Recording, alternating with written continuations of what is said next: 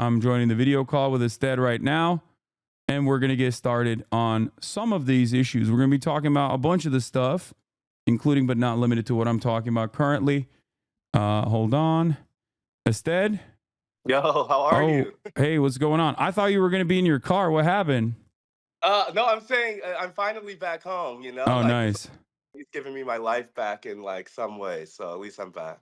Okay. You wanna put your camera on landscape so that I Yeah, can that better? wait. Oh, Okay, let me boom. There it figure it is. That's perfect. What? Oh, nope. It still went Nope. horizontal for some reason. You might need Hold to on. if you put it. Oh, no, it's good. It's good. All right. Perfect. Let me do this. All right, here we Damn, go. your nails are looking insane. That's I like started. One of my friends convinced me this year to start getting manicures, and it's been a real relaxation piece. So just me and Caleb Williams on our clear gel tips. So. that's crazy. That's like my shit is busted. It's so bad. My dad is always trying to get me to go out and get a manicure and a pedicure. I've never done it. I don't know Listen, why. I gotta say, it changed the game this year. So one endorsement here. Hell yeah. All right. So Astead Herndon, everybody, of the New York Times. You might have seen him on CNN numerous times, host of the Run Up podcast, a fantastic reporter that has been accurately communicating some of the issues that have been happening. I think your voice is very important to have in mainstream media, especially now when I feel like a lot of, dare I say, the consultant class is utilizing this opportunity to basically defend themselves and defend their positions and defend their strategies, many of which are former Republicans, by the way, which is always interesting, to claim that the Kamala Harris campaign actually failed because she said Latinx too much, which is weird because I never heard her say that ever. Yeah. Yeah. Or that they were too leftist and too woke, as a matter of fact. So it's the same hobby horses a lot of these people have done for a while. I mean, for so many of that group, I think you're right to kind of name it as the consultant class. Every loss ends in the same lessons, and it's the lesson to blame the left. And I just don't think that's credible this time around. yeah. As we talked about the last time on here, she made a kind of explicit pivot to the center that wasn't just with Liz Cheney or refusing to break with Biden on Gaza. But when we talked to Mark Cuban, he said that was his big difference with her, from her to Biden, is that he felt that the Biden administration wasn't open to them and that she was calling CEOs and she was calling Silicon Valley and crypto and leaning into kind of big business. And so I don't think anybody can say that they ran to the left. It's the opposite. Yeah. So I read parts of the Atlantic piece that came from Biden World because, like, there are numerous different camps here, right? You have the consultant class that are, Clinton heads or Obama heads that are defending their own version of like what went wrong, and many of them are basically running the same route, which is ironic. They all sound like a Ben Shapiro video from 2016. Like the things that I've heard Joe Scarborough say about like how his daughter is afraid to speak up in college campuses because of free speech or whatever is just like, it's I guess it's shocking to hear that on MSNBC so prominently in display. But on the Atlantic piece, you had the Biden World also running their own version of events, saying that like Biden could have won potentially, which demonstrably was not true. So not true that he had to drop out. But one part of that I saw that you just brought up as well with respect to Mark Cuban was that the Biden administration, in my opinion, ran an anti-corporate populist administration, more so than even the Barack Obama administration. This was something that I talked about quite a bit. And there was one assessment that I actually agreed with in the Atlantic piece where they said Tony West, Kamala Harris's brother-in-law, came on to the campaign and directly told her to cut it out. Tony West is a Uber lobbyist, or I believe, is he an executive at Uber or lobbyist for Uber? I'm pretty sure like one of their senior officers. Like he's not just, he's a big boy there. Yeah, Tony West, big boy at Uber, came up to Kamala Harris directly and told her, cut it out with this anti-corporate stuff. We want corporations and like corporate, corporate executives to be on our side, be on the campaign side. And if you do this like anti-corporate messaging, if you hit this anti-corporate slant, you're going to get punished. And she cut it out. And then she brought in, obviously, oh my God, Mark Cuban to calm the masses and to say like, no, like corporations, like Kamala Harris loves corporations. There was all this back and forth about like Lena Khan. Is she going to get fired? Is she not going to get fired? That like drew a lot of discourse. And it always felt like they were just pointing to the donors and being like, don't worry, don't worry. We will not harm you. And I think that played a role in her campaign. I think that not focusing on that sort of stuff that plays very well to the broader public was another misstep, in my opinion. Yeah, I agree. I mean, I think that when you look back, there's the macro failure of the Democratic Party's refusal to break with Biden 2 years ago, and there's the micro failure of Kamala Harris's refusal to do it in the last 3 months. And both of those matter a ton. I think the first one matters a little more, in my opinion, but the second one was the last opportunity they had to really fix and understand the desire for change, the distaste with the administration, the unpopularity, and they just refused all of the evidence on that front. And I think what you're pointing out is important, but as someone who's covered Harris for a while, this has always been the kind of contradiction from her. She has, kind of progressive roots in some senses and a real connection with, I think, a progressive academic nonprofit ecosystem, even through through her sister Maya Harris. But at the same time, Tony West is a huge influence for them too, and they have a lot of ties with kind of California corporate dollars, the kind of big donor ecosystem of Democrats also. And so she's always been someone who's less than choosing one side or the other, has tried to be both at the same time. And we saw that really not work for her in the 2019 presidential race. Yeah. And I would say it kind of didn't work for them now either. And I just don't, I just think that you can't backdoor your way into the presidency.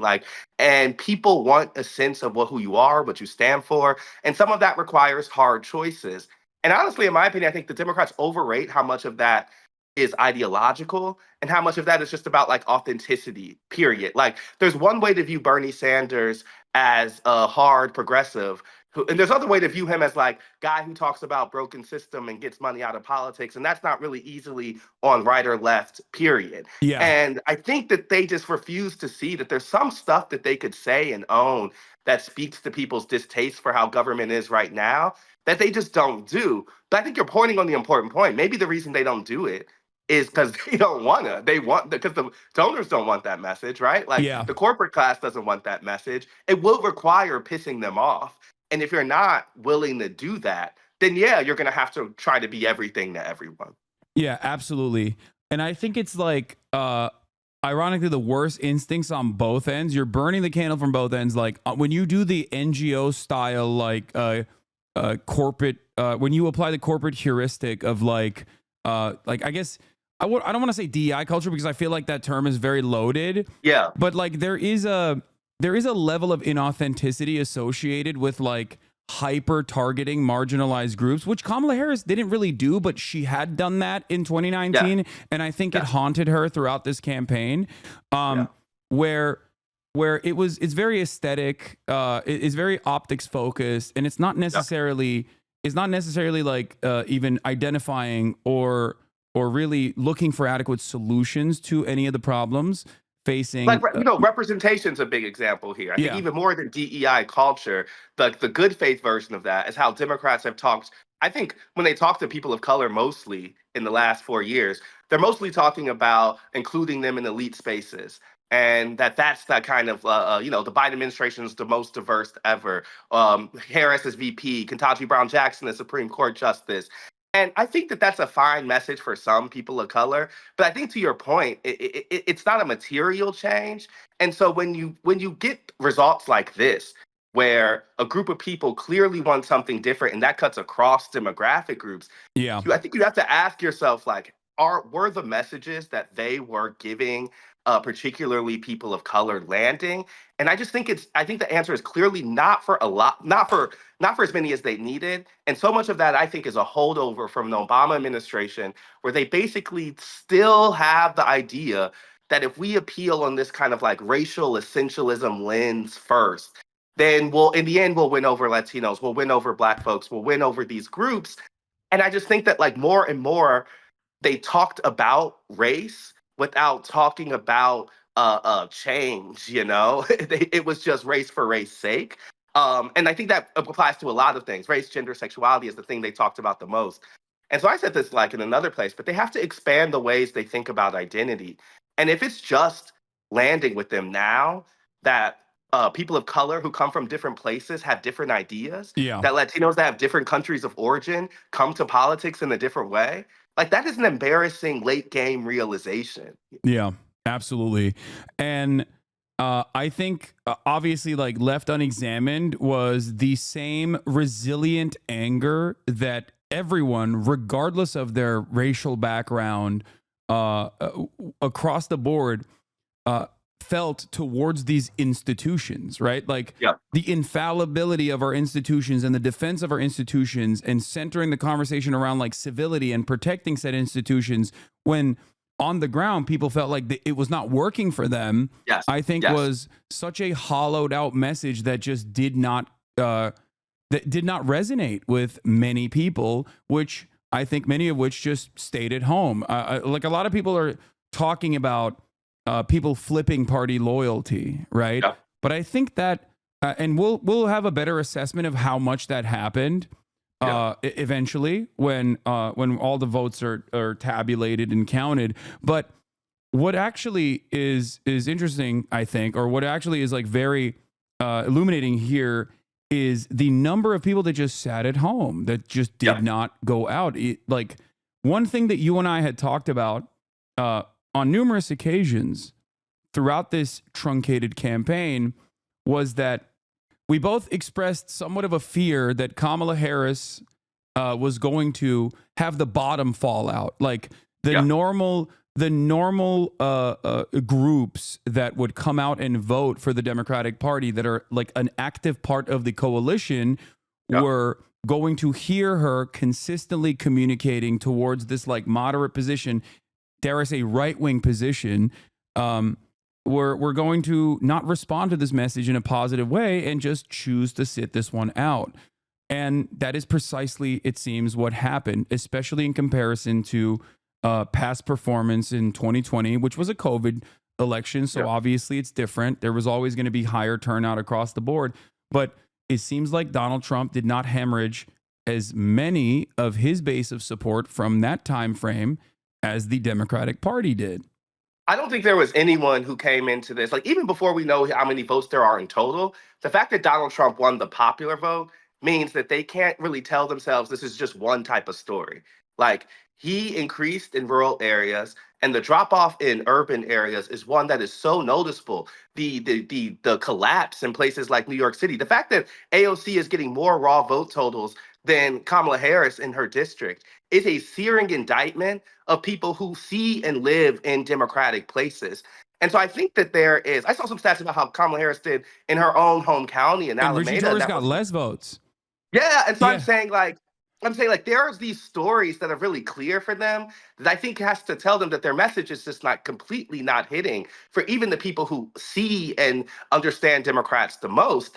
And I wouldn't really went back to the democracy argument because I think it's an important one. Like they speak from this place where they act like there's this shared assumption of America's ideals and that Donald Trump is this aberrant figure who broke them. And what I feel like I hear on the road is a lot of people who say government is not working for them. And they may not like the way that Donald Trump is actually doing something about that.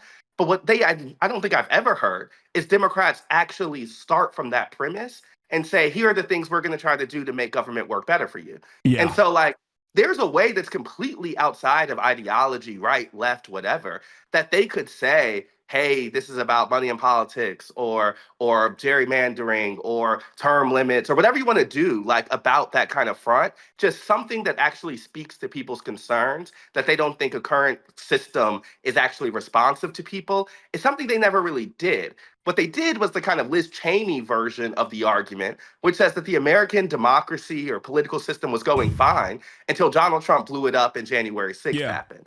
And I And just don't. without examining why people wanted Donald Trump to blow up the system in Yes, yes. 2016 when he won.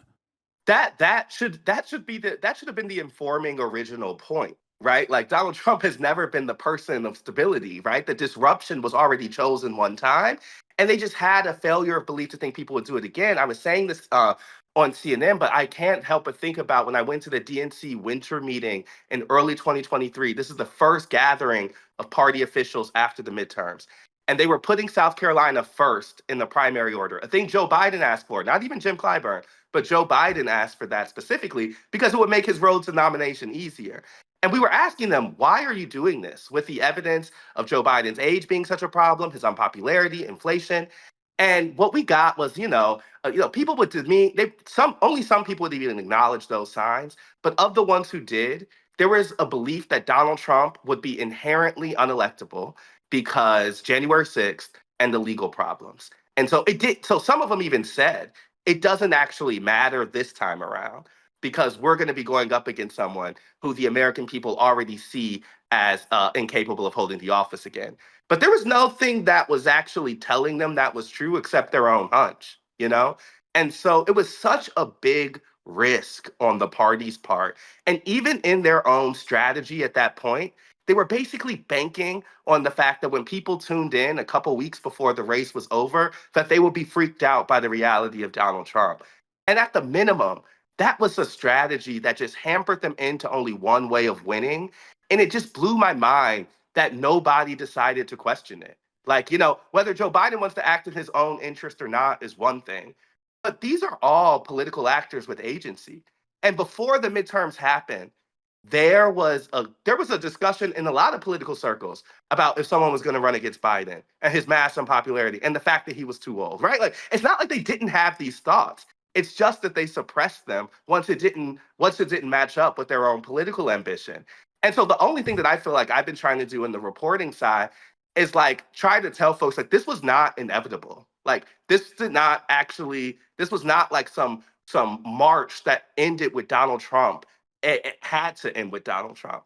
I think it was made easier to I think the Democrats made that pathway a lot easier because they lived in their own reality and just, frankly, just assumed it was true by just agreeing with them amongst themselves. Yeah, I noticed this when I had for the first time in my career like direct insider access to the DNC when I went to the Yeah. DNC, and I recognized that it was actually quite alarming to me, where it felt like one, their attitude did not match with the reality that I had seen. Right, they were doing victory laps Yep. with the initial momentum that Kamala Harris had gotten, making it seem like this was in the bag. But beyond that, I also noticed that it is a bubble. It was the first time I remember thinking, this is the least I've been aware of what is happening in the world when I'm Yeah. directly in the center of what people are paying attention to.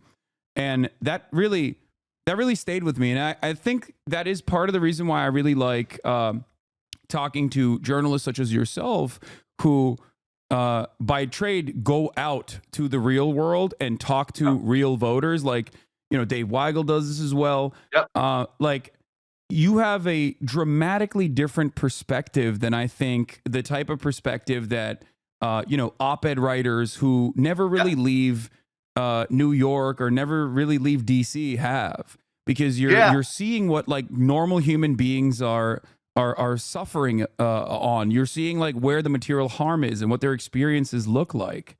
Yeah, And I had this like formative moment after the 2022 midterms where I remember being at Christmas with a friend's family, and this was like, this like a working class family who were like all Black and Latino, and they were asking me like, okay, they doing the like ask their friend who's a reporter like, so what's gonna happen in the presidential election? And I was like, oh, it's probably gonna be Biden and Trump, and I just said it kind of flippantly because in our political ecosystem, everybody knew that, right? And so I was like, it's probably going to be a Biden Trump rematch. And there was a shock in this room. Everyone was completely shocked. And it wasn't just a shock about Donald Trump, which I had heard before. because of January 6th, because of all that stuff. But everyone was shocked that Joe Biden would be running for reelection. And there was a feeling that, like, didn't he tell us he wasn't going to do that? And I know that there is like questions about whether that promise was explicit, but it was certainly implicit, right? And I think that so many people held on to that, and they did, and that was the reason they talked themselves into a Biden vote in 2020. Yeah. And I had that moment at the midterms where I was like, oh, the surprise in this election is not just about Trump's return. It's about a dual distaste for the candidates, and that is reflective of a political system that people aren't liking. Yeah. And it was this moment for me that I really informed the work we did over 2023, because I was seeing this like completely disconnected conversation between all the insiders we talk to and I'm around for work and my life. And in my life, everyone was being like, "Are you serious?" Like there's no way this is happening again. And in the journalistic and political world, everyone was just kind of like silently marching toward this thing. Yeah. And so I just feel as if, to your point, like it can be such a bubble because the people who end up making the decisions are people who are oftentimes completely disconnected from the electorate. Like when Joe Biden's deciding whether or not to drop out, the electorate is not in the room at all. Yeah. And that's been one of my big realizations in this process is like, oh, take those voices and bring them to them, because you can't just assume that they're asking those questions. Like in a lot of cases, they aren't. Yeah, absolutely. There are a couple different things that I wanted to point to here. In our conversations, I still, while criticizing Kamala Harris's campaign and like the active messaging that they were engaging in and how it clearly was not resonating with voters, especially in the swing states, given the polling data readily available that showed that after $30 million of ads in particular TV markets, like the polls had not swung in her direction at all, which implied that, in my opinion, that the message was not resonating because it wasn't a good message. But in spite of that, I still maintain the belief, looking at past performance of high propensity voters, the normal whites that were grossed out by all of the trans panic, crime panic narratives that they just didn't really subscribe to, and that did care about, at the very least, like the civility narratives. Looking at the 2022 midterms specifically, I thought that this older 2016 Democratic agenda statement from Chuck Schumer was potentially going to hold in the upcoming election. I'm going to share my screen with you real quick, and I want to show you this, and we can watch it together. And I want to know if you also agree that maybe this was a failure, that the progressive people that had been very critical of this back in 2016 can maybe now turn around and say it. Let's take a look. This is the second point. For every blue-collar Democrat we will lose in Western PA, we will pick up 2-3 moderate Republicans in the suburbs of Philadelphia. And you can repeat that in Ohio and Illinois and Wisconsin. The voters who are most out there figuring out what to do are not the blue-collar Democrats. They are the college-educated Republicans who lean Republican or are independent and in the suburbs. So this is the method, right? Like they very actively communicated that this was the method in 2016. It failed. And that in the aftermath of that failure, it seems like with the COVID situation, there was a brief moment, a brief glimmer of hope for the Democrats to say, no, actually it did work. See, Joe Biden won by 42,000 votes in across key states, but still won overall. And then the 2022 primaries that turned that was supposed to deliver a resounding defeat to a president that was overseeing historic levels of inflation, actually turned into a red puddle.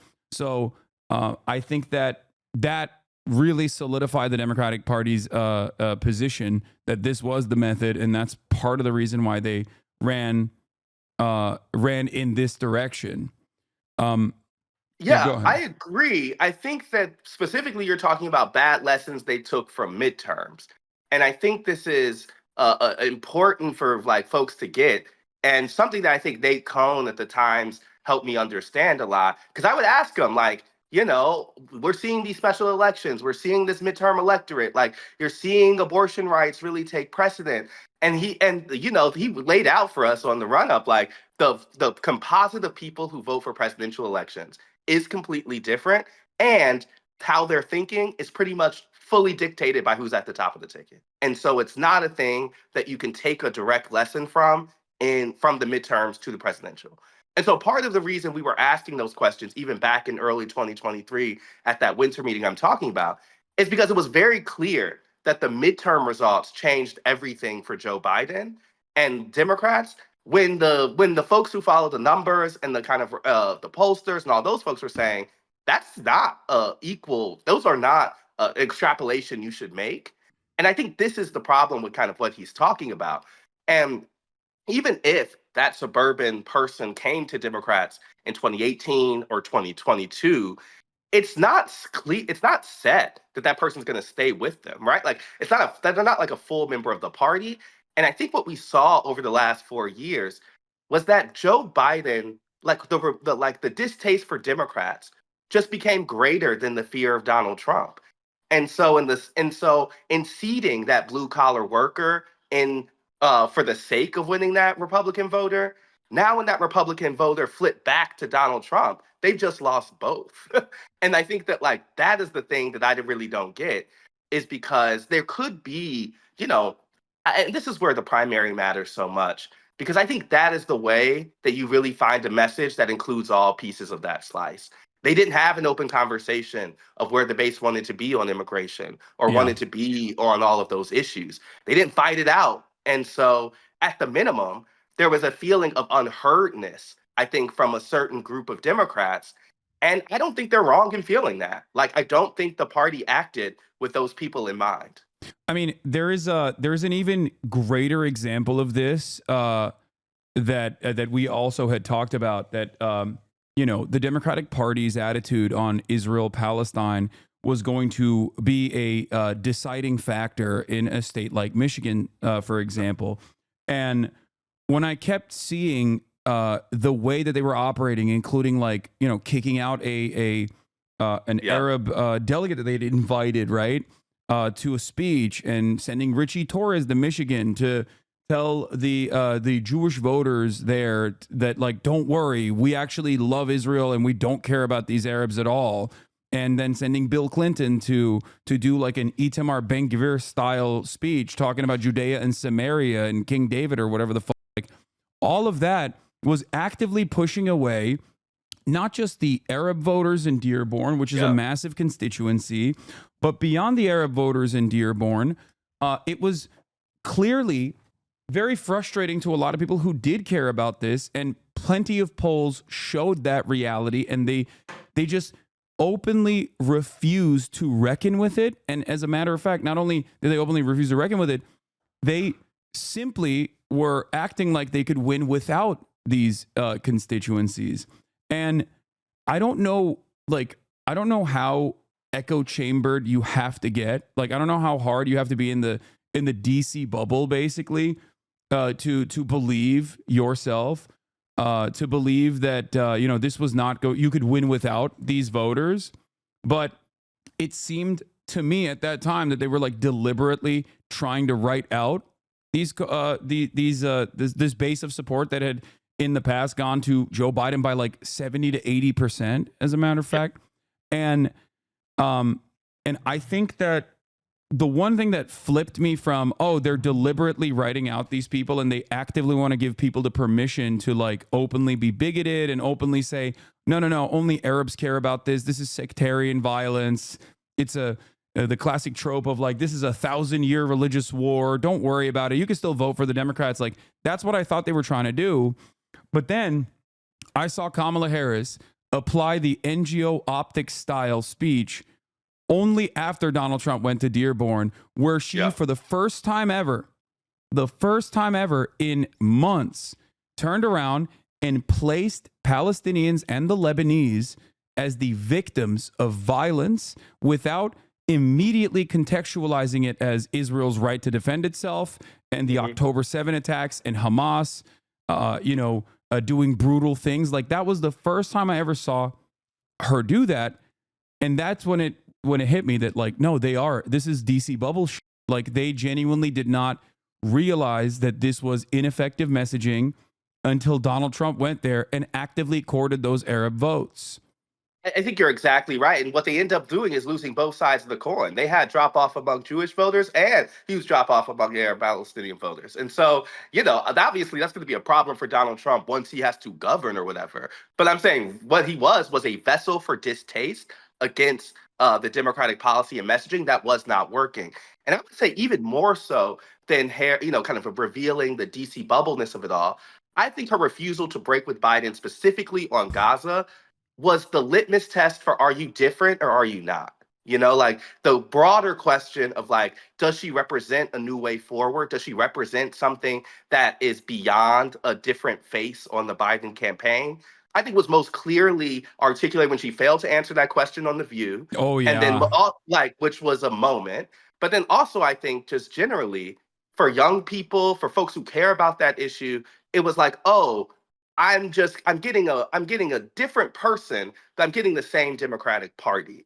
And it didn't have to be like that. And so I guess one thing I think, though, is this is where, like, vision and leadership matters, is because if you cede, this is one thing I learned in covering these presidential campaigns in the primary in 2019-20, is that it requires a candidate who knows what they believe in, and then a campaign is kind of working from that premise. And so I would say that in that primary, that was true of Bernie, that was true of Warren, that was probably true of Joe Biden too. And they all had a set of beliefs that really their campaign was working to implement strategically or message-wise, whatever. But it wasn't that you were just giving up your beliefs to this weather vane of consultants. And I think one thing that Harris has been fairly guilty of is being more so reflective of where the Democratic Party is than trying to lead the Democratic Party's conversation. Yeah. And that was true even on criminal justice, an issue she's dedicated her whole career to. And I just think that at some point, that really starts to reflect poorly on you because voters don't have a sense of who you are. And I think even in interviews and things like that, you're looking for the right answer rather than just saying what you believe in, right? And so I think some of this, when you talk about the kind of consultant class and others, sometimes I'm just baffled that they just aren't working from a premise of what do you actually care about? Like it would seem to me that's the easier way to run is to actually set off like a set of beliefs and work from that premise. But for her specifically, that's not what they did. I would say one more thing too, like if Joe Biden's refusal to acknowledge his age as an issue starts with his selection of Kamala Harris, because they knew at that time that a lot of Democrats did not think she was a leader, she was the person to lead the party in the future. And so when I was doing a profile of Kamala Harris last year, one of the big questions I had was, did they pick her with the future in mind? And the answer was kind of no. No. And that was from Biden's own people. And so all I'm saying is, like, that's how far they were from reality, even at that time, is because they were operating from a kind of two-term assumption, even back then. No, it was very selfish. I'm saying, so like, fine, like, let's say you didn't think Kamala Harris, like, in that selection process, they should have known they were choosing the person who was likely to be the next Democratic standard bearer. And so if you think that's Gretchen Whitmer, choose Gretchen Whitmer. If you think that's whatever, choose that person. But they didn't do that. They were only basically thinking about how to win the current election. And then I think it plays out between a weird dynamic with the VP, because I don't even think she was set up for success, honestly. Oh, yeah. No, definitely. This is something I noticed early on when they made her the border czar, right? That's not something you do if you think the person's going to be running for president. That's cleanup duty. You put her there specifically because you wanted her to do side quests that were unimaginably bad, and you had no care or consideration in propping her up as the next leader of the Democratic Party. They did that deliberately, and I think I think that was because Biden is a truly spiteful and somewhat selfish person who wanted to become president since 1988 and never gave up on that, and was probably very upset with Barack Obama, who told him not to run in 2016, where he was correct in thinking that he would have won against Donald Trump, because I think Joe Biden would have defeated Donald Trump in 2016, and he never forgave anybody for that. So he basically cast aside like a lot of the pillars of the Democratic Party, for better or for worse, and I think that was the reason why he was like, no, it's Biden's time now, and and I think that you're really correctly landing on some of the Biden mythology that's important here. Like, I think one of the things that I learned that I don't really have a full grasp on before I started doing this reporting is just how important the kind of unelected emperors around a candidate are, and the stories they kind of tell themselves. yeah, And one thing that's really important about the Biden world is they thought, I mean, before this week, they thought that they were kind of unappreciated figures of history. They thought that they had been, that Obama did not give them the credit they deserve, that Biden was someone who was completely underestimated, and that they were uniquely positioned to beat Donald Trump, as they showed. And that even in the primary leading up to that, people did not see them as being the people, the kind of salt of the earth connectors that they were. And so partly all of that leads to them being so convinced of their own correctness yeah. that I think it stops them from answering the very obvious things that were in front of them. And so I'm like, they can believe all that if they want, but to think that America was electing Biden in 2020 under the assumption of 8 years is just wild to me, Yeah. And so partly like that's his decision to run for election. But even before that, I think it's his decision to select Kamala Harris, because they should have done something with the knowledge that that person was the very likely next party leader. And if they wanted that to be her, they could have set that person up for success. But they And if didn't they want him. didn't want that to be her, they shouldn't have chose her. They did not want the vice president to potentially overshadow a very Yes. old president, because then it calls into question like how replaceable he is. And I think it was a very well calculated and disastrous decision overall, which I think carried on to Kamala Harris's campaign. I mean, it is without a question that like one of the major issues here, because there have been a lot of incorrect assessments, and then there have been some very correct assessments. For example, talking about like no unpopular incumbent president has ever won re-election, when people have, when 60+% of the population is saying that they want change. And Kamala Harris did not represent that change. No unpopular incumbent president has ever won like regardless. And Joe Biden was the least popular person. He was out of the trio with Kamala Harris, Donald Trump, and Joe Biden. His disapproval rating was the highest. Yeah. It's over at that point, right? So it's over if you don't acknowledge that. It's over if you don't do, And so all I'm saying is, it would be one thing to me if it was it would be one thing to me if Joe Biden was like a 50-year-old person who was kind of unpopular or whatever. But he had already laid out a possible escape route for this thing, where he had said that he would be a bridge to another generation, et cetera, et cetera. And so when we would talk to people, this came up with a voter I talked to 2 weeks ago. She was saying that, like, yes, she's going to vote for Kamala Harris, but she still resents the fact that that is a choice that was put on her rather than the choice that was across the Democratic Party. And no one made that, no one forced that to be true besides Biden, the folks around him, and the lack of political courage for the party at large. Because technically, it's the party's job, right? Like, technically, Biden can say whatever he wants, and other members of the party and the party writ large should be the one responding to voters' concerns. And so that's why we were at the DNC, because I was like, I know you're doing this because Biden wrote a letter telling you to do this. But have you considered that no, people don't want this? And it was just so unfathomable to me. That it was not really unfathomable, because we know that that's kind of politics. But all I'm saying is they were comfortable even admitting that that was a decision that was made without the public in mind. Yeah. Which is interesting because like now Nancy Pelosi is coming out and openly admitting it. Like if Biden had dropped out sooner, things would be different. We could have had an open primary, and it's like, well, instead of an open primary, what about just a primary, right? Yeah. Like how about just a normal primary that wasn't completely shut off because Jamie Harrison and everyone else, which were Biden loyalists for some reason, refused to even acknowledge that like anyone else was going to be the candidate for the reasons that you pointed to. I want to take a step back from the campaign and actually talk about the administration, because obviously this past year of the Biden administration has been mired with, I guess I'm going to use a loose term here, controversy, right? And a lot of discontent. Having said that, however, I think that the Biden administration, I'm doing my best Ezra Klein right now. I'm trying to be like him. Having said that, however, I think the Biden administration did a bunch of remarkable things that I, as a leftist who always feels a level of discontent with the party, was shocked by.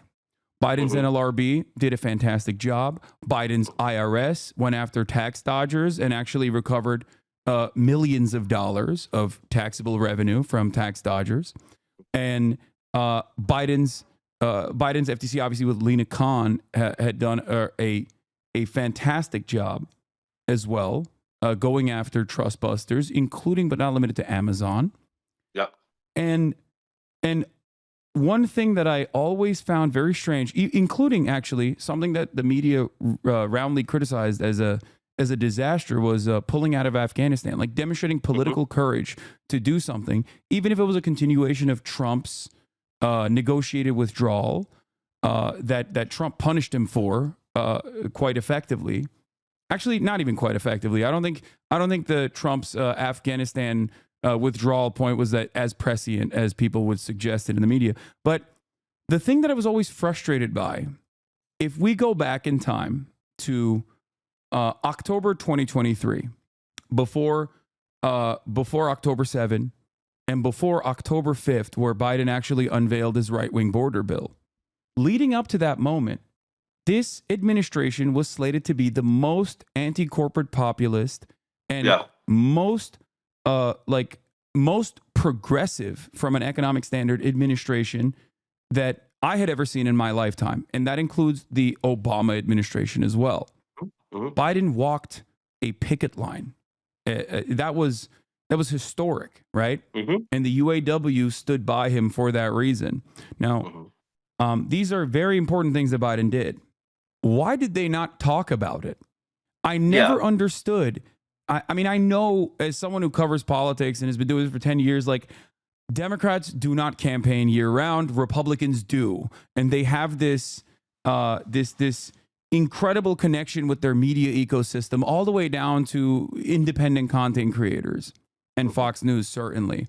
They're always connecting with their base and they're always re-upping their narratives, the Republicans do. Democrats, on the other hand, never chose to actively campaign year round and communicate to the public all of the things that they were doing. One example of this that really frustrated me was the overdose deaths from opiates. The Biden administration is the first administration in the past couple of decades where the number of overdoses from opiates actually declined.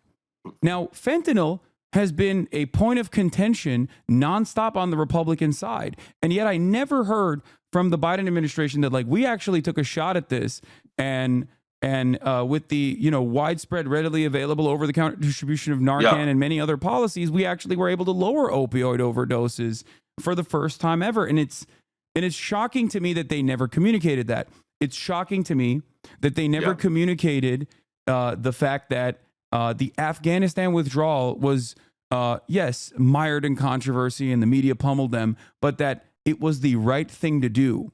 It was not only the right thing to do, but that the Republicans cynically weaponized the 13 active duty service members that were killed in the process over and over and over again. And yet 13 while not a single, soldier dying is appropriate, right?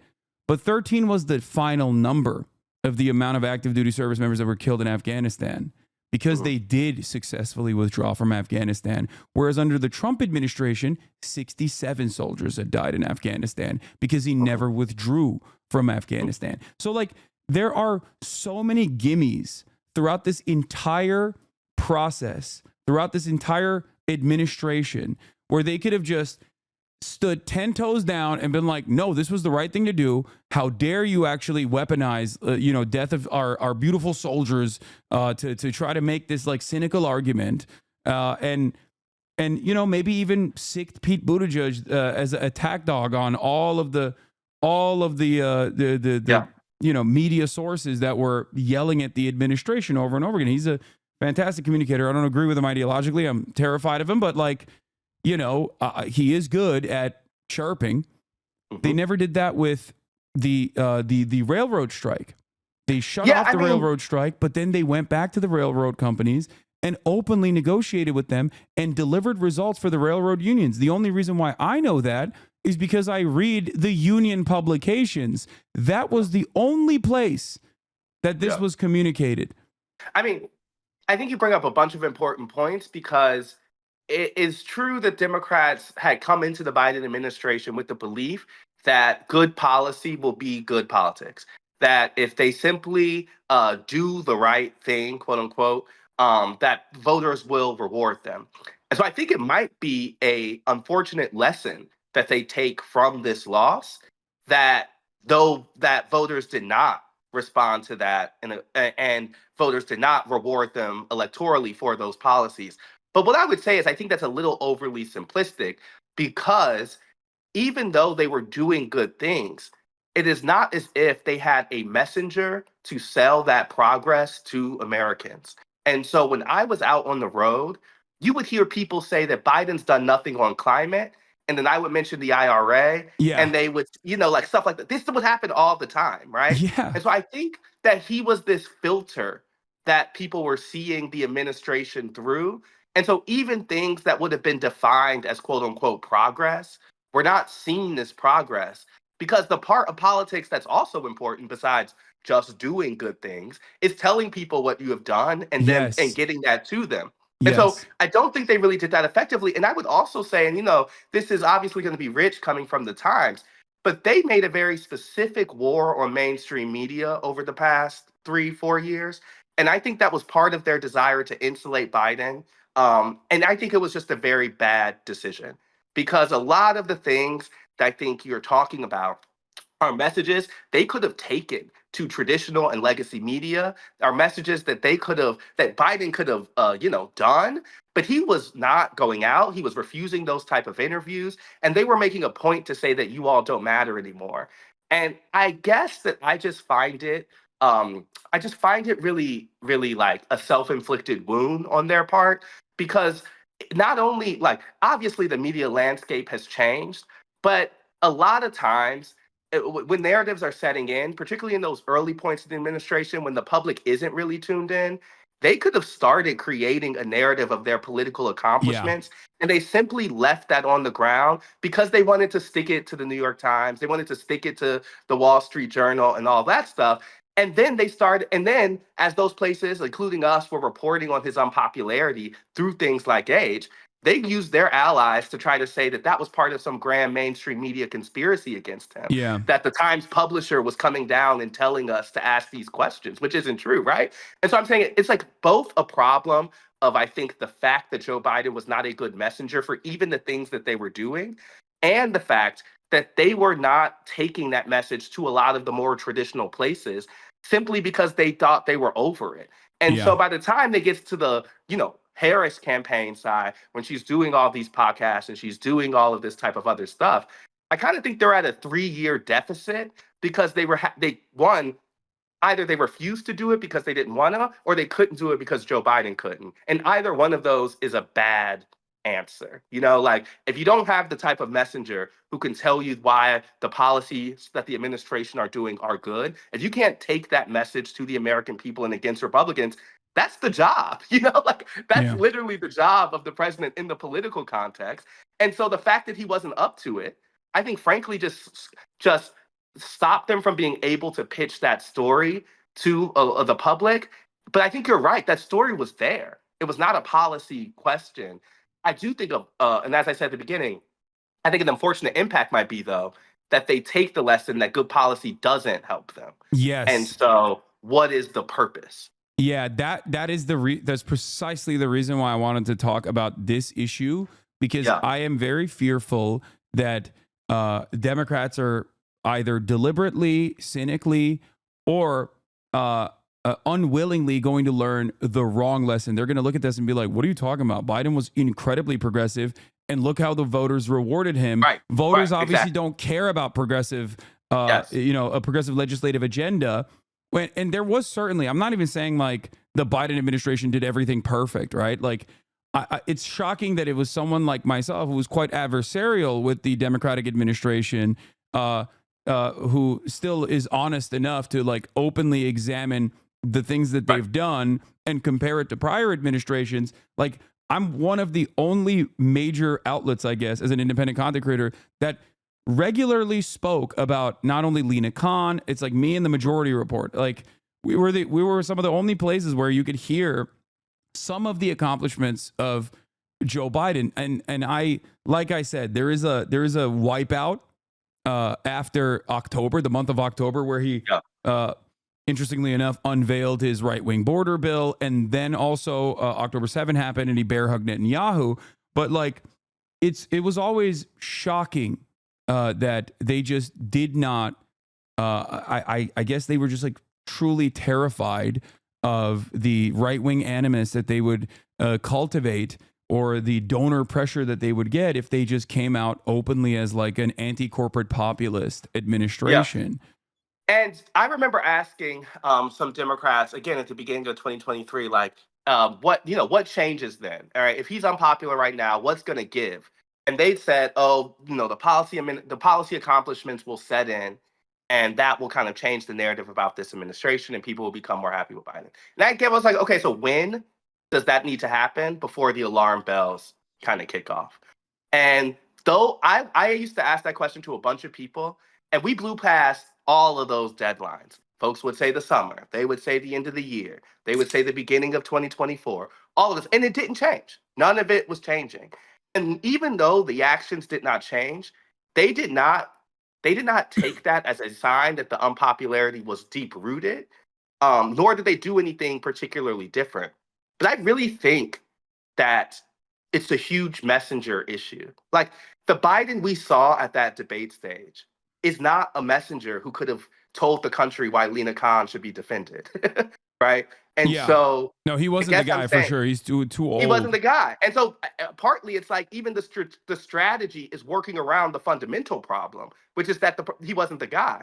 And so I think one of the things that might come from this though is if I put on my Democratic consultant brain, I bet you a lot of them are going to say, "What's the purpose of pissing off our donors for Lena Khan if we aren't rewarded for it?" Yeah. And I just think that that is a very convenient explanation for a certain group of folks, but it would not surprise me if that's where they land. Yeah, no, that is exactly what I think is happening and exactly what I think is going to happen. I think that there are a lot of careerist people with like inherently and genuinely right-wing attitudes about the way that the economy is supposed to work, and this is their authentic belief, right? They're not just like saying they're pro neoliberalism. They are pro neoliberalism. And then outside of that, this is, I think, the reason why they want to maintain their careers within the Democratic Party's infrastructure as like consultants. So they're rushing to television. They're rushing to every TV network they can to talk about how, Kamala Harris wasn't sufficiently pro-Israel enough, or which Yeah. is an insane thing to say. Like, I liken that directly to QAnon, and I was shocked that like David Axelrod and Van Jones were talking, that were openly saying that in direct response to like what the exact opposite was happening in reality in places like Michigan specifically, or they were too woke, that Kamala Harris was far too woke, or that even the anti-trans ads, right, that the Republican Party routinely pumped into every TV market, that by my estimation, in a country where 64% of the population, regardless of whatever kind of like underlying implicit transphobic opinions that they might have, still believe that trans people are being disproportionately discriminated against. Yeah. That kind of messaging might be effective for, like, you know, Matt Walsh's fan base, but that is extremely online.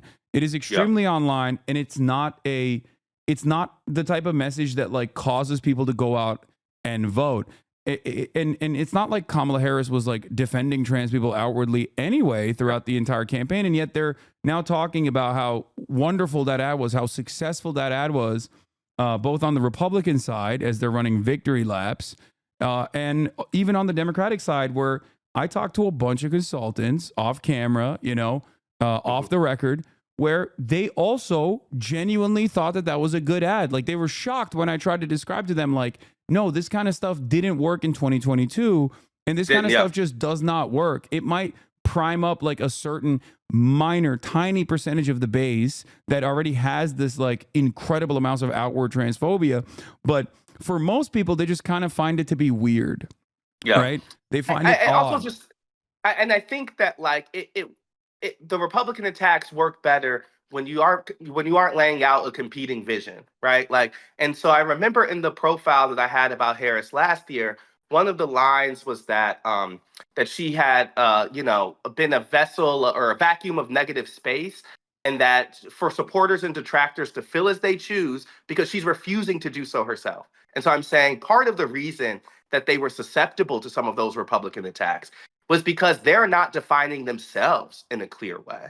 And so I also think like it's weird to me that they think that it is an easier solution to throw trans kids under the bus than to say that money in politics they should get rid of money in politics, right? Like there are so many things that actually clearly cut across groups, that clearly motivate people, that make it clear that you understand that politics doesn't work for folks in the way that they want. And it's just not that they're doing it. I'm noticing how dark I am. I'm gonna turn on the light. Yeah, I don't know what happened.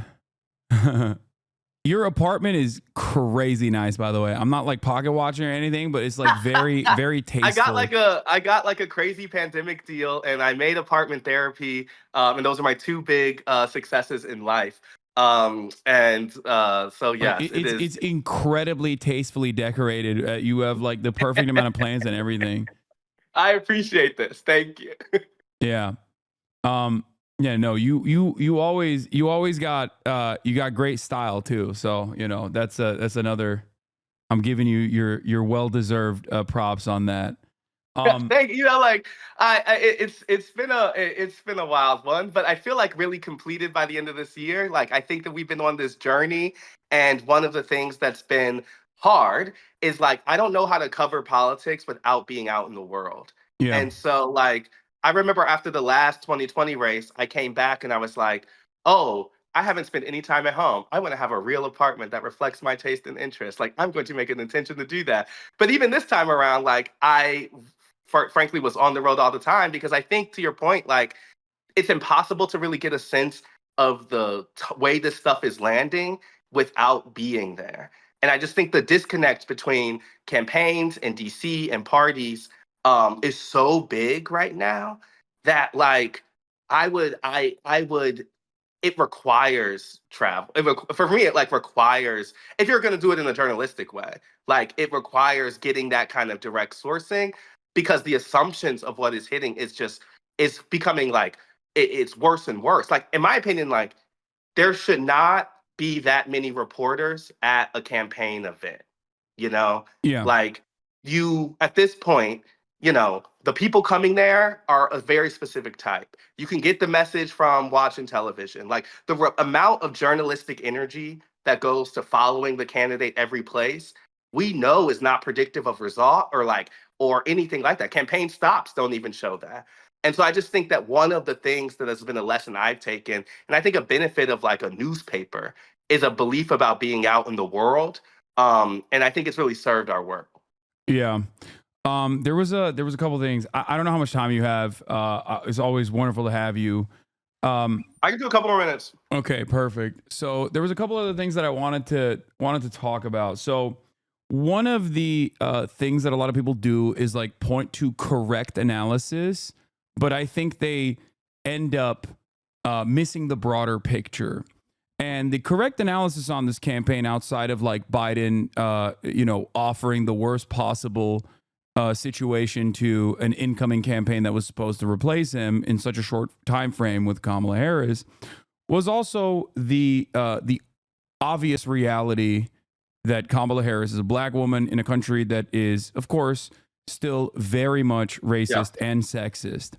And while that is a real issue, right? While that is certainly going to be a hurdle that the campaign must clear, I was of the mindset that the way to clear that would be by becoming an authentic and earnest communicator who could present themselves that way, and also make up for it with like decent policies that meet people where they're at, including the economic hardship that they were experiencing. And we've talked, of course, about Kamala Harris's opportunity economy narratives, or how much she loves small businesses, and how she was going to offer $50,000 in tax cuts to small businesses, to new startups and whatnot, and how I think devastatingly bad of a message that was. But one thing I wanted to ask you is, like, do you feel like people are missing the forest for the trees here, where they are focusing on the obvious like racist and misogynistic tendencies of the population? Because what frustrates me about that argument, and I hear this, like there was a community member earlier today talking about how like he goes to Howard and his classmates are like devastated, and they are repeating this as well. And I have black content creator friends in this space who are very progressive, who are also focusing on this. And the thing I don't like about the thing I worry rather about this narrative festering is that the solution then is to only run a white man.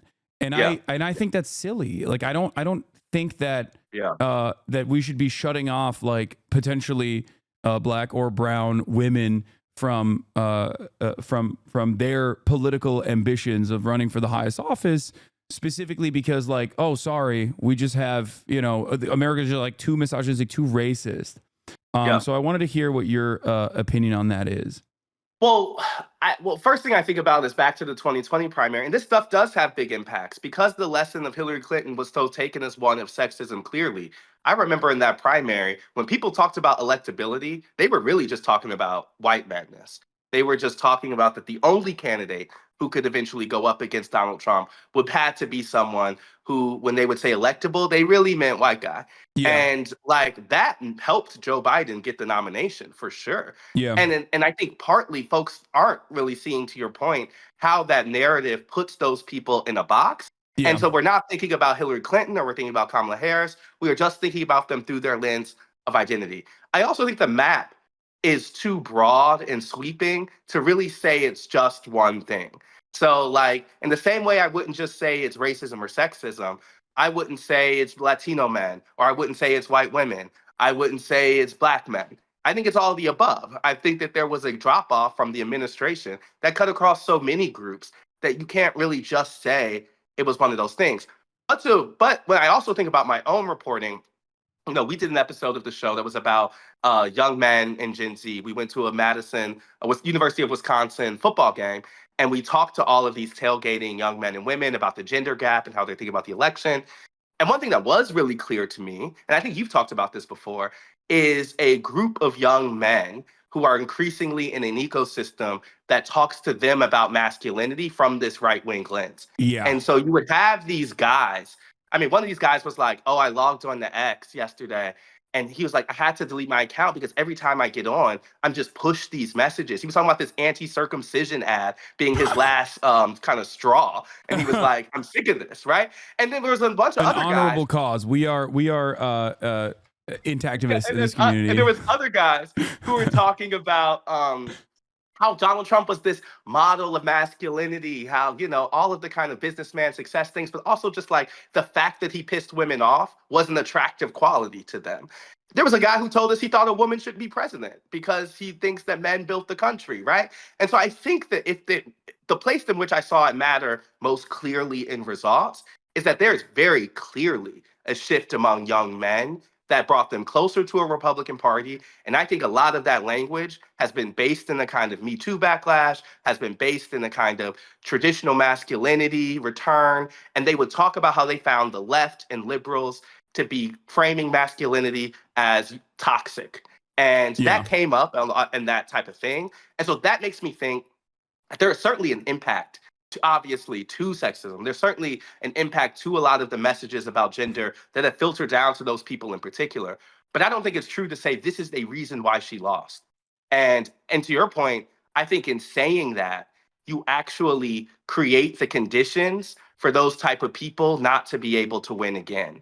And I think that's really dangerous. I just think like I don't think the lesson of 2016 and 2024 is that a woman can't be president. But I do think a lesson is that, there are ways in which identity matters in politics. And I think that we know that, But I would say in just the ways that Harris and Clinton have lost, we've seen women win, historic races in a lot of other places. Yeah. And so I think there's a Democratic bench that I remember talking to Elizabeth Warren about this. She was saying that the benefit that younger women in the party have is that there are so many of them, they're not forced to fit into a mold, and that they are freer to be themselves. And I think that type of authenticity matters as they come up.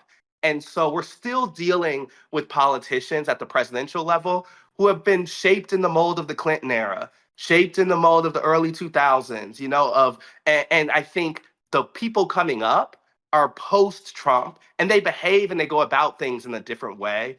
And I think that matters a lot. One thing I would say is like, I haven't told you the story, but like Kamala Harris's second debate in the presidential race in 2020, the debate after she kind of went at Biden for busing, she was a total different person. She was like and it was kind of weird. Everyone was like, wait, she just like went at him last time. Now she's super jokey and smiley and all this stuff, and like was not going on the offensive altogether.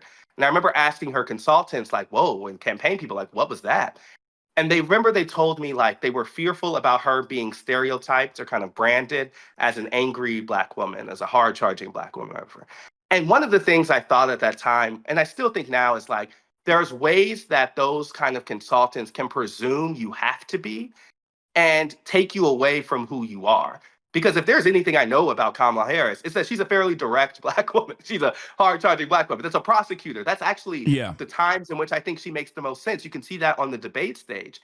And so there's a prism sometimes of who you need to be to work I think the party needs to blow up and lean more into letting people be their authentic selves, particularly in the Trump era. Then be who the focus groups, the consultants tell you need to be. And I think that matters most. That falls the hardest on women and people of color. They will tell them that certain parts of their identity are incompatible with the electorate, when I honestly think the electorate is more willing to forgive people. Not forgive is not the right word. The electorate is more willing to accept people who they have a clear sense of who they are. Yes. I'll give you an example. Tim Walz. When Tim Walz has a noticeable market difference when talking about offering healthcare, paid family leave, fixing the housing market, versus when he's talking about foreign policy and is like nuclear first strike, letting Israel nuclear first strike Iran, or even when it comes to immigration, like you can tell that is him trying to communicate what people have told him to say, and the passion isn't there, and it takes away from his authenticity, which has caused him to be such a fantastic communicator of even Kamala Harris's policies overall throughout the entire campaign trail. And this is a guy who does have a pretty solid anti-war foreign policy record in Congress. So I think when you think about that, it's very obvious, like exactly what you're saying is happening to every single person within the Democratic Party, where they're like, do not say anything out of step, do not say anything out of line. Or if you do have an out of line Or moment, it has to be like, clearly focus tested. I was thinking about the I forget the person's name, but the big federal execution that took place a month ago, and how Kamala Harris. One of the things that has been most clear through her career is that she was anti-death penalty. She was Yeah. anti-death penalty like before kind of the prosecutors of that type were. She took a lot Yeah. of political heat for it. And then you're running for president in a moment where people are trying to get a sense of who you are, and you don't say anything about it as the party's removing anti-death penalty language from the agenda. Yeah.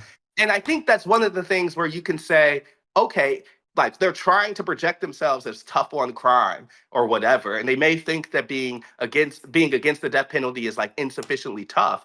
But one thing it is Kamala Harris's history, right? And so sometimes I'm like, I don't really understand the choices here because it doesn't seem to me like the political benefit from backing off and kind of seeming like you're flip-flopping or being inauthentic is worth it. And what you could do is tell a consistent story about yourself and ask people to accept that. And I just think that there is some level of honesty they need to deal with, that the kind of like Frankensteining of a perfect candidate isn't actually working, right? Like Barack Obama wasn't just a consultant collector. He was an early opposition to the Iraq War, right? Like he had an authentic Yeah. position that Yeah. people came to him with that gave him validation as an outsider or someone who wasn't thinking about the establishment. And so I'm saying, like, whether you morph into that in office, as a lot of folks do, is another thing. But one thing I don't get is like they will have people like Tim Walz arrive to the point by being who they are, and then once they're in the position, try to change who they are. And I Yeah. don't really think that works.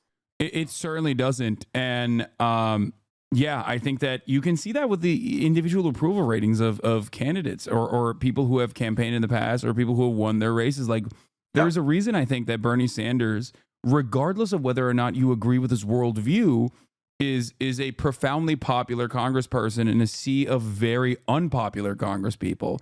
And Yeah. that is because he is authentically himself and he has always communicated his desires openly and has demonstrated messaging discipline on it. And I think that plays a massive role, like regardless of policy, right? Yes. Like But can I say authenticity something is about Bernie huge. though? His numbers in his reelection were pretty bad. Yeah, no, And he got worse. it reminds me, though, of how age can complicate some of this stuff. I think it's similar to a story of Biden, where you can be consistent. I think Biden actually had a record of consistency that most Americans felt they understood in terms of bipartisanship and such. But there is something about hanging around the party, hanging around the bar a little too long, Yeah, and people wanting something else. And yeah, so I don't know. Bernie's going to win in Vermont until he decides not to. yeah. But I did find that drop off No, he interesting. underperformed. Yeah, he underperformed Kamala Yeah, Harris at a because I time when do. like everyone else under Bernie's wing, like the Bernie Krats, if you Right. will, overperformed the top of the Right. ticket. Right. And so I don't think that's a belief problem for him. If I could bet, I bet that's an age thing. And I think that is a reminder of the problem with Joe Biden is like it can become a filter for people and then it becomes the most important thing they care about. And so that's the ways I think like a more like healthy or responsive party, particularly at the top of the ticket, has to recognize those type of things and at the minimum directly talk about it. Like remember the week after Biden's debate when he was actually trying to say, yeah, I lost the step, or like, I might do this, but I still whatever, whatever. That could have been a premise they were working from a long time, at the minimum of talking to people about the thing that they care the most about him. And they took the opposite route, which was to kind of wave their hands and pretend it wasn't true. Yeah. One final thing before I let you go Yeah. was something that I thought was really awesome that you openly stated on the daily when you were on the daily when we talked about the Yeah. demographics of destiny being like an inherently racist concept that like liberals also believed Yeah. and that it was just patently untrue, and this election like has openly shown that reality. Yeah. And I personally really appreciated that you were like, no, it's just racist. And they try to give you an off ramp there to be like, what do you mean by that? You're like, no, it's just racist. And Yeah, go ahead. I think that also plays into like the mindset of the liberals in general. I do feel like there is an inherently reactionary way that liberals approach politics. And it's not reactionary in the same way that like conservatives are, right? But it's still ironically reacting to conservatives being reactionary and then retriangulating off of what they're saying. One example that I saw was when Tim Walz was chosen as the vice presidential pick. Republicans immediately were like, "Oh, you guys are so stupid for doing this. Like, you're done. Everyone is going to think he's a radical communist. Like, we got him." And it's because they genuinely believe that. They genuinely thought that like someone like Tim Walz would be considered too radical, right, for the national campaign, which is ridiculous. And I saw Democrats also respond in almost a similar manner as well, where they were like, "Yeah, maybe we did mess up by having this like radical guy." And I think Democrats really need to stop talking to or hiring Republicans, because it truly changes the dynamic of the party itself. Like all of this like Lincoln Project stuff, sure, they're like old school fighters or whatever, and they might have been profoundly successful when they were working with the George W. Bush administration. But like, I think that the entire consultant class to a certain degree has been almost completely captured by former Republicans. And you see the ideological remnants of that within the party's messaging, what they're choosing to omit, and how consistently they run scared, and how consistently they try to detangle or decouple Republican voters in the suburbs and pull them away from the Republican Party's base of support. And I think that there is not only obviously this racial depolarization that clearly happened even in 2016 to a certain degree, and has definitely happened this time around. It frustrates me that the Democratic Party is not looking at the warning signs of their like normal base and just simply relying on Latinos will always vote for us because the other guy's racist. Yeah, I mean, Republicans do not care what Democrats say about them. They are completely disconnected from the idea that what Democrats say about what they're doing really matters.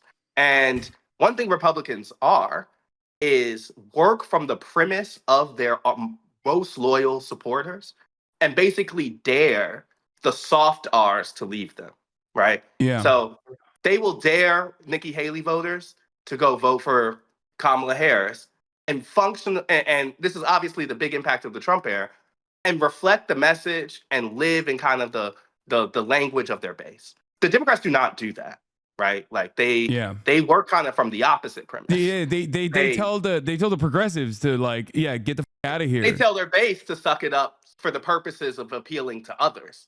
And it is not, and it's a choice that I don't like. It's a choice that they have decided to make, but Republicans do the exact opposite. And I think it's also so interesting. And I think there's one caveat I would say in Democrats' favor, which is like their base is more diverse. And so it is a harder task for them to find a unifying issue or find a consistent message across those things. And the Republican task is a little easier because they're more homogeneous. So like, I think that's important to say. But to the point about diversity and the kind of assumptions of demographic destiny, like the reason I called it racist, and I believe that, is like, what have we learned over these past 8 years? That Black people also have class concerns, right? Like that Latinos, like their country of origin matters. That, like all of these things are not actually that revelatory. Like they are actually kind of basic understandings of how folks function. And so when we thought about a diversifying country, why did they assume that all those people come here would work in a very specific context? I have some guesses. I really think that Democrats, like my theory here is that Democrats' relationship to race has mostly been defined by African Americans and by a kind of Mexican transition in California. Yeah. And because those groups are uniquely American, frankly, and uniquely invested in kind of political structures the way they are, and uniquely democratic, they took a lesson from those people and said, of course, if there's more Black people or if there's more Latinos, they act like these two groups. Yeah. When, of course not. when we're in El Paso talking to a bunch of Mexican folks there, they're like, why do they keep referencing Miami Cubans? Like, why do they think I care about these other groups? Like, I do not Yeah. see myself in a kind of collective group Yeah. across a diaspora. And so I'm saying the assumption that has undergirded a lot of their beliefs is simply, I think, an impact of treating people like poll respondents and not like full people. Because the difference is the poll will tell you that there's a unified belief among Latinos, right? Like the poll will tell you this or that. But if you actually go talk to those folks, you know that there's a different belief set among those groups. And so, of course, a diversifying nation means different ideas. Like, of course, more Black immigrants will think differently about politics than African Americans who have been here for 100 years, right? Like, Yeah. the idea that stuff is a surprise to Democrats just shows how distant they were and how much they took those new arrivals for granted. Because I think for everyone who knows those communities or has been around those communities or grew up in one of those communities, that's a baseline fact. That's a very like normal way to understand things. And so like the only way that like I see that as a new lesson they're learning from Donald Trump beating them twice is their own racism clouding their ability to see Yeah. that. And so that's why, and, it's funny because I think sometimes, particularly in like white liberalism spaces that often the New York Times can be reflective of, there's an uncomfort with naming some of that. And I think that it's important to say because it wasn't, I think Republicans, a big change in Republicans from 4 years ago to now is they know now they can pick off some of those voters, right? Like they used to think that those demographic destiny would make them a toast party, that they could never win Yeah, because the they're election. racist too. They're Right. And outwardly then they racist. realized, and between then and now, one thing that they were telling us in Georgia was like, oh, we don't have to change our message to win these people. Like we can actually bring our message to them. And I think Democrats just weren't ready for a Republican message that wasn't fearful of those people, but targeted them.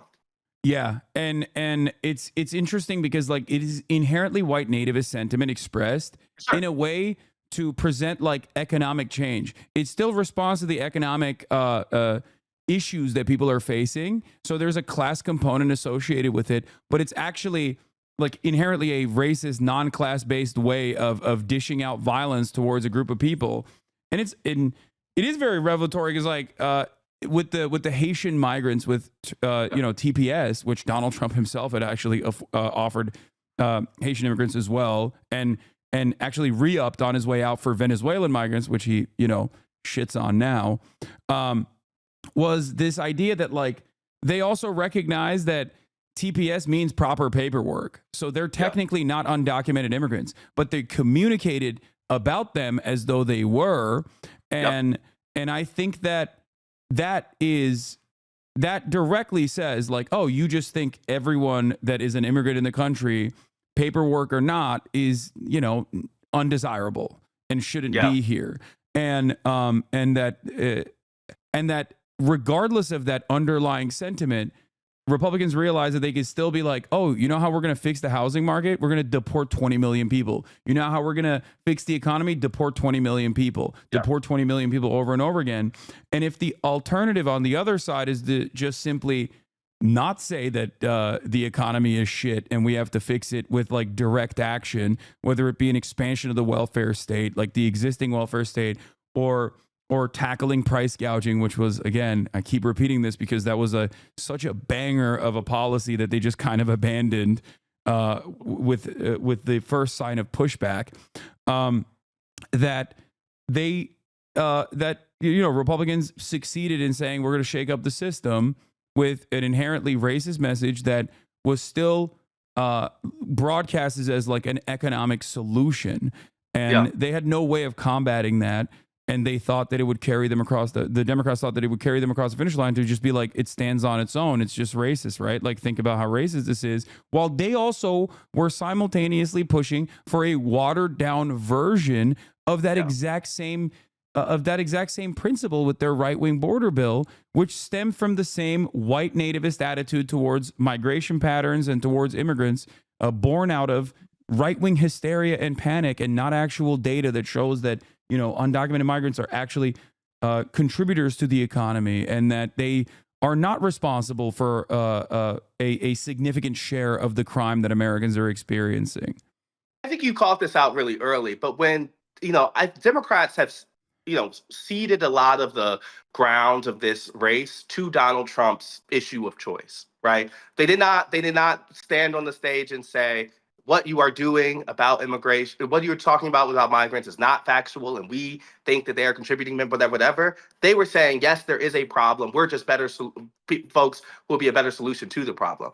And what they did in doing that, I think, was put the race on terms Donald Trump was most comfortable with, and that was certainly a choice that they made.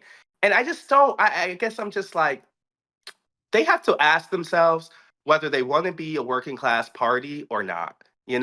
Like, because if I think about the issue that does crawl across their very diverse base, it's money in people's pockets. Like, Yes. do you want to like go up against right wing, pseudo populism with a left wing pseudo populism? Or do you want to try to do some version of like kind of like racial, gender, sexuality kind of identity markers and try to calm people together on cultural issues? And I guess to me, like, they have shown that latter is ineffective. What I don't know is if they're frankly willing to try a version of the former. I don't know if that's what they want to do. And so I think that's what the fight that's going to play out over the next year or so. Because I remembered in 2017, after the first shock of Trump's victory, there was so much debate between Democrats about, race versus class. And Yeah. frankly, I think kind of race won in their message that they ended up saying about Donald Trump, right? Yeah. Like, we hear a lot more about white supremacy. But what I think this election shows is the kind of futility of that debate in the first place. Like, it's both. It's always both. It's always and not or. And so they clearly have to find a way to not only speak to people's concerns about, identity in the broader sense, but actually speak to the things that folks are voting on. And they're clearly prioritizing things like the economy, things like money in their pockets. And I think that is a lesson they can take from this week, because that is across racial groups. So like, if I'm a Democrat, like, anyone engaging in a kind of like, it's all race or it's all one thing is not really that serious. Yeah. Like, you can't look at that map and say it's all one thing. Yeah. And they have to come up with a message that cuts across more of those groups. And I don't see how they can do that without it being kind of, populist driven. I think that there is an avenue here, which someone who I never would have considered being in agreement with myself, David Brooks, even openly recognized. Your colleague, David Brooks at the New York Times, wrote about the left-wing populism and its necessity and the way that the Democratic Party communicates about things going forward. Now, the wrong lesson to learn here is to abandon marginalized groups in its entirety and then outwardly communicate like anti-trans messaging because you're in a panicked state, or just being like racist yourself. And that I'm fearful that is the lesson that the Democrats are learning. The right lesson is to still be an uncompromising defender and find ways of deflecting the attention when Republicans try to constantly pick apart the, trans panic button, constantly hit that trans panic button. You're like, you don't care about this, and neither do I. These people are our neighbors. You're being fucking weird and gross. Shut up. This is not going to put food on your table. And I think Bernie, like, while I do have my disagreements with Bernie Sanders, I think that one thing that the Democratic Party broadly and the media as well, to a certain degree, did was they kept talking about his policies, his universal policies, and his left-wing economic populist messaging as though it was like all lives mattering, Black Lives Matter. And I thought that was like very cynical. Maybe some people genuinely believed it, but it was very frustrating because like racial violence oftentimes is dished out on the boundaries of class. Like, it's still class violence at the end of the day. I'm not saying that you should abandon Black people. Of course not, right? But I think that at the end of the day, Black people, trans people, Latino people, they're not magical, mystical beings that somehow transcend above the economy and that live in a bubble, right? They still have the same, they still face the same economic pressures. And Yeah. especially when you talk about like a war against poverty style message, a economic populist message, and you are able to successfully show that you are earnest in this message and that you want to genuinely solve the material harms that they're experiencing, you do actually provide a solution for many of the problems that that underserved communities go through, and that I think is a message that also will not leave a bad taste in like a lot of people who are maybe, let's say, I want to say like racially incurious, but a lot of people who would normally like when they hear something that is like specifically targeted towards black people would immediately be like, oh, they don't care about me. They only care about black people, which is inherently like it's implicit white supremacist ways of thinking. But I think it's like baked into a lot of people's minds because we do live in a white supremacist nation at the end of the day. I mean, its fundamentals are white supremacists, and you see that racist attitude still in every orifice of society and all of our systems.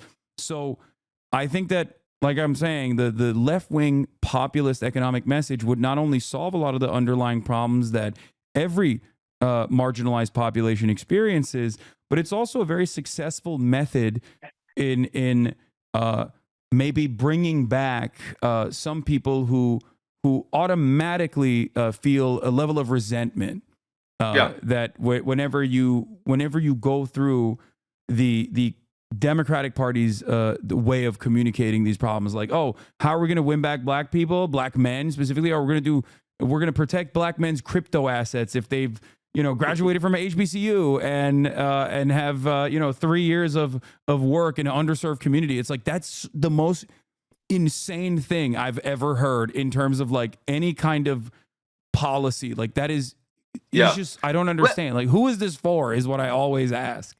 But the thing I would say, and this may be the last thing I say, is like, I think that you come up with those type of galaxy brain solutions when you are avoiding the direct answer, right? If you don't want to talk about poverty, if you don't want to talk about reshaping the way government works, if you don't want to talk about getting rid of money in politics, like the things that I think are like direct answers that you can take to anybody, then you end up coming with these solutions that feel contorted because they are, Yeah. And I think that if there is something I expect, like I think that like a person, and I think Bernie's an imperfect messenger on this because I do think he has some uncomfort in people of color spaces. I've seen him in there, and you can tell this is a guy who spends his time in Vermont, right? So I'm saying like I think the next version of that, or a better example, because I've been with Rashida Tlaib a couple times in Detroit. And that is someone who I have seen take the same message to every corner of her community. And it is very clear to me why they can't beat her in that district. Because that's someone who's been consistent, that's someone who's been authentic and has taken the same message to lots of different types of groups. And I remember her saying, and this was the time when it was her first run for the race. And it historically had been the John Conyers seat, a historically black seat and all this stuff. And she was getting all these questions about, is she the right person to hold that seat? And I remember her saying, like, the legacy of John Conyers is justice, is fighting for people, is uncompromising, willing to say what you believe. It's not just being black. And those are the type of things I think sometimes Democrats need to see and be willing to kind of stand 10 toes down on a belief system. And I think there are a lot of examples to say that voters will reward you when they feel that level of consistency. And so like they have tried to run the black woman's city council president. They have tried to, folks have tried to kind of do that there. And I always remember saying to people, I'm like, I'm not saying I don't know if it'll never be successful, but I know that woman, I know that she has like real roots in that space. Like those folks love their congresswoman. And like, that's the work that you got to do. And I think that sometimes there are, particularly when we think about progressives or things like that, there is a faux choice that folks present to say you can't go to the old black church and talk about a war on poverty. And I'm Yeah. like, who says that? That's not true. Okay, You know, like, the only people that say that's that have not never true. been to a black church in general. So That's what I'm saying. because Like, you go there, you're presuming something that I don't think is real. And so, like, I imagine that whoever is the standard bearer for this next version of democratic populism will understand that, and will be much more like the type of politicians you've seen coming up than I think the type of politicians who we've had at the national level for a while, whose thinking is still based in a kind of 90s, early 2000s, at minimum Obama era style of racial politics. yeah. Astead, thank you so much for coming on. I know I said, yeah, Thank a you. couple more minutes and I just like kept you here for like another 40, but this is always a delightful and very enlightening conversation. Before you go, where did you get your shirt from? Because one, there's a lot of Spurs haters here. Oh no, I haven't seen the chat. I Yeah. did put it on thinking like, let me rep Spurs on this moment. I Yeah. got the shirt from like a very well targeted Instagram ad, and which is a horrible answer. But you know, like if there's one thing I'm a stand on, it's both my journalism and Tottenham. So might as well roll with it. Yeah. So if people wanted to figure that out, and also apparently, now I'm not a Galatasaray fan by lineage. I guess like my family is Fenerbahce fans. I don't really care about football or soccer that much, but apparently They just Galatasaray lost. Yeah. ripped. Yeah. 3-2. Apparently Galatasaray took out your mans. I yesterday I slipped from the office and watched that loss at a bar in person. So yeah, a very very unsuccessful trip to Turkey. All right. Well, thank you so much, Astead. What Yeah, do thanks you for want to having me. Let's promote do it before you again soon. leave? What What'd you say? do you want to promote before you leave? Where can people find you? Oh, well, the run up is in its last couple episodes. That's the podcast that we do for the New York Times. So follow me on Twitter or Instagram at Astead, ASTEADWH, which is not stand for White House. It stands for my middle and last initial. I'm gonna figure out what I'm gonna do next. But I really like doing this, so let's keep on. Let's do it again. Absolutely. Thank you so much for coming on. Cool. Bye. See you later. It was Astead Herndon, everybody. One of my favorite guests. Always a fantastic contribution to the stream. I mean, he's great. Look, one thing that I have noticed in my own personal experience is that I love talking to journalists that are constantly roaming the United States of America. I often talk to journalists who don't do that as well, but their analysis is always very different than what you hear from the people that are just like sitting in their DC apartments, right? Dave Weigel is another great example. Donny O'Sullivan is another great example. Like these are the guys who are on the front lines, and I think that those communications that they have with real Americans, that offers them a different kind of insight. Comes off a big copium brain on Bernie, to be honest, will probably be better than whoever comes next. The guy protests segregation firsthand. I know what he means when he says Bernie sometimes comes across as uncomfortable around like people of color. He's an old guy. You have to remember, like he's 80 years old. You can't, it's difficult to be like authentic in that regard when you have been a white guy for, 80 years old, like that for 80 years from Vermont, I get it. I get what he means by that. It's like when you see him do like when you try to see him like dab up somebody, if you've ever seen Bernie Sanders around people, like that doesn't mean he's like racist or anything, but he's just, it'll be like, like it's not landing is my point. There's like something about it where it's like, yeah, he's 80, he's just an old man. Anyway, like, I don't think he's a racist person in general, but anyway,